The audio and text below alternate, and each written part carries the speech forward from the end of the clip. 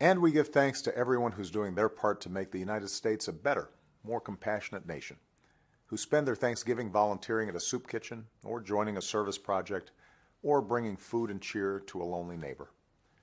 All across America, all across the United States, we have benefited from the culture, the language, the food, the insights, the literature, the energy, the ambitions of people who have migrated from our southern neighbor.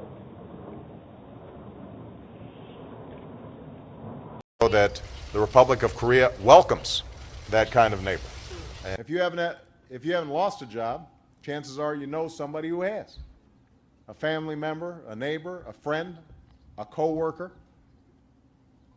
It's hard for any of us to imagine the twisted mentality of those who'd offer a neighbor a ride home, attack him, chain him to the back of a truck and drag him for miles until he finally died.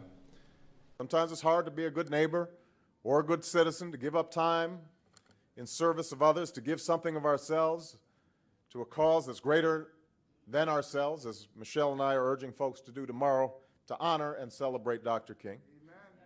But now's the time for every neighbor and nation to respect Iraq's sovereignty and territorial integrity. We've also spoken with our American counterparts from the very beginning that Iran is our neighbor and a brother, and we want to have the best of relations with him. And I am the bearer of a respectful and affectionate greeting of the Mexican people to this nation, which is our neighbor and friend. I'm a neighbor of John and Nicole. Welcome. People and governments of Latin America came together to stand with a neighbor in need. We've been able to work closely with Turkey as a democracy in the Middle East and North Africa, again as a neighbor, to support the democratic aspirations of people in the region. And I hope that years from now, when they retell the story of our time, they will say that we too lent a hand to our neighbor in need.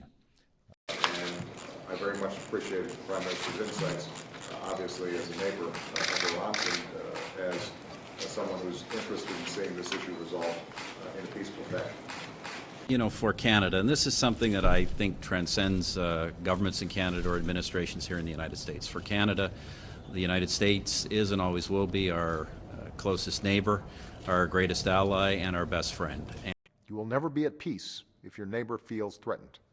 And I have made it clear to its neighbor, Pakistan, that it can and should be an equal partner in this process in a way that respects Pakistan's sovereignty, interests, and democratic institutions. You're the first one to help your neighbor, whether you got a badge on or not, don't have a badge on.